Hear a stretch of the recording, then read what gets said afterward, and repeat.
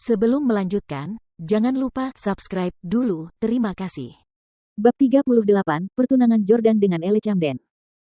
Meski kalah jumlah dan harus berhadapan dengan 8 orang sendirian, Jordan tidak panik sedikit pun. Bukan karena ia terlalu percaya diri, tetapi ia menyadari betul perbedaan antara pemain profesional dan amatir. Dibandingkan dengan orang biasa, mereka dapat dianggap profesional. Akan tetapi, jika dibandingkan dengan mereka yang telah mengalami pertumpahan darah selama bertahun-tahun dan berkontak dekat dengan mayat dalam waktu yang lama, mereka hanyalah seperti pemula. Jordan telah berlatih bela diri sejak ia masih kecil, dan ia sangat kuat dan ahli dalam hal itu. Namun, yang benar-benar membuatnya tangguh adalah kenyataan bahwa ia memiliki pengalaman di medan perang selama setahun. 4 tahun lalu, setahun sebelum ia menjadi menantu keluarga Camden, keluarganya telah mengatur agar ia tinggal di Suriah selama setahun. Meskipun 8 orang di depannya sering berkelahi, pukulan mereka tidak mematikan. Para pang bertato itu adalah pecandu alkohol yang sering pergi ke klub malam. Mereka makan dan minum dengan baik setiap hari, menikmati hidup yang bebas dan mewah. Musuh-musuh yang ditemui Jordan di medan perang sama sekali tidak memiliki hiburan dalam hidup mereka.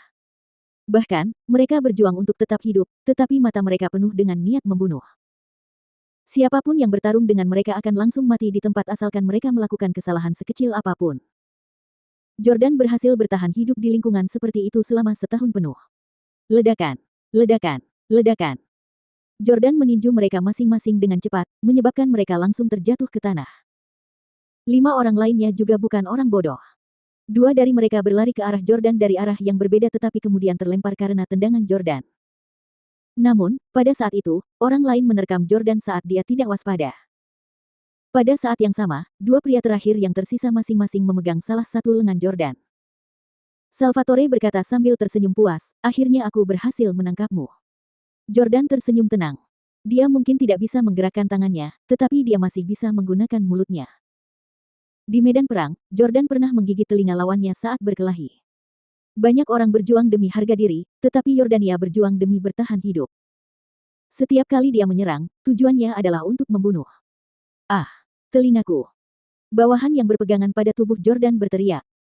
Jordan tidak menggigit terlalu keras. Ia hanya membuatnya berdarah sebelum melemparkannya ke samping. Ia lalu menendang 2 pria lainnya hingga jatuh ke tanah. 8 petarung profesional itu semuanya babak belur dan tergeletak di tanah. Astaga! Semua orang tercengang. Bagaimana kekuatan tempurnya bisa begitu mengerikan? Nyonya Camden yang sudah tua juga sama terkejutnya, dan dia bergumam, apakah lelaki tua itu memaksa Hailey untuk menikah dengan Jordan Stelle karena dia tahu betapa terampilnya dia dalam seni bela diri. Selama 3 tahun terakhir, keluarga Camden tidak pernah mengerti mengapa Tuan Tua Camden bersikeras agar Hailey menikahi Jordan meskipun menurut mereka dia orang yang tidak berguna. Sekarang, mereka akhirnya tahu bahwa Jordan bukanlah petarung yang tidak berguna, melainkan petarung ulung. Kakek memintaku menikah dengannya agar dia bisa melindungiku.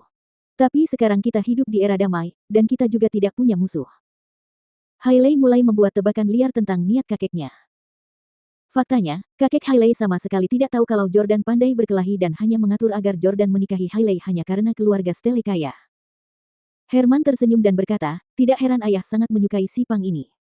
Ternyata itu karena dia jago berkelahi. Dia seharusnya menjadi salah satu dari sedikit yang terbaik di negara ini, ya. Benedict, selamat karena memiliki menantu yang jago berkelahi. Mengira bahwa dirinya dipuji, Benedict berkata, yah, tetap saja ada hal yang bisa ia lakukan dengan baik.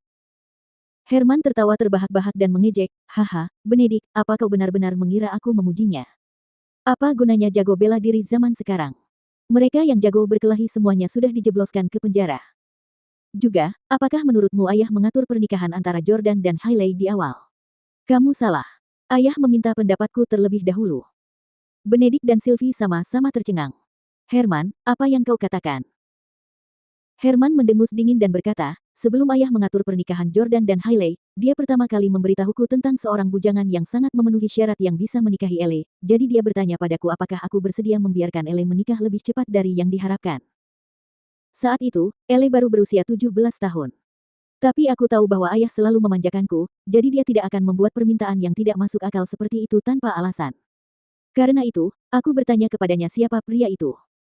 Setelah saya tahu bahwa itu adalah Jordan Stelle, si tukang desa, saya menolaknya dengan alasan Elle masih terlalu muda. Jadi, dia mengatur agar Hailey menikah dengannya. Drew tertawa dan berkata, jadi Hailey menjemput pria yang tidak diinginkan saudara perempuanku. Ellie menatap Jordan dan berkata dengan ekspresi jijik. Ah, kakek benar-benar tua dan kacau. Dia bahkan pernah berpikir untuk membiarkanku menikah dengan Jordan Steele. Dia hanya pandai berkelahi. Aku tidak suka pria yang kasar seperti itu. Untungnya, aku masih terlalu muda, dan aku berhasil lolos dari malapetaka, hehehe. Mendengar ucapan itu, Jordan langsung terkejut. Ia tidak menyangka bahwa itu adalah kisah di balik pernikahan mereka. Saat itu, keluarga Steele menjadikan Jordan sebagai menantu yang tinggal serumah dengan keluarga Camden, yang merupakan bantuan besar bagi keluarga Camden. Camden senior adalah satu-satunya orang yang mengetahui identitas asli Jordan. Seperti istrinya, ia bias terhadap putra sulungnya, Herman, dan karenanya ia ingin Herman memiliki menantu yang baik, Jordan. Sayangnya Herman menolak. Saat ini, Jordan dan Hailey saling berpandangan, dan mereka tidak dapat menahan diri untuk mengingat saat pertama kali mereka bertemu 3 tahun lalu. Saat itu, Jordan baru saja kembali dari medan perang.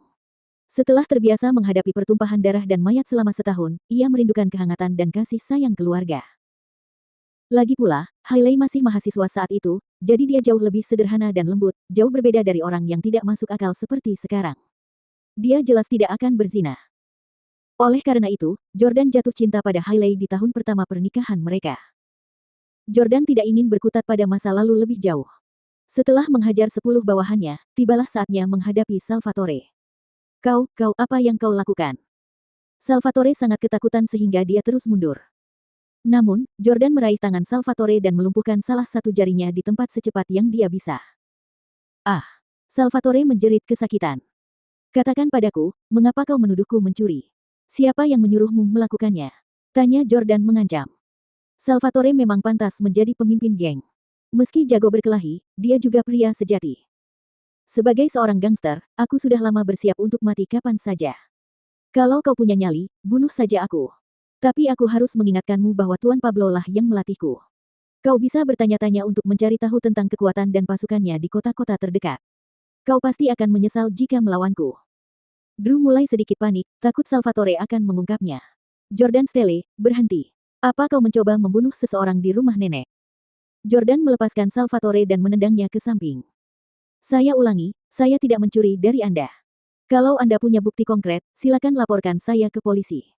Jangan bilang Anda tidak mau menelepon polisi demi saya dan tidak tega membiarkan saya masuk penjara. Tolong. Setelah mengatakan itu, Jordan berbalik dan pergi. Go. Laki si anjing pudel melompat keluar dari pelukan Ellie dan menggigit ujung celana Jordan, menolak melepaskannya. Jordan mengambil laki dan meletakkannya kembali ke dalam pelukan Ellie. Sambil membelai kepalanya, dia berkata, di mataku, kaulah satu-satunya milik keluarga Camden yang layak dicuri.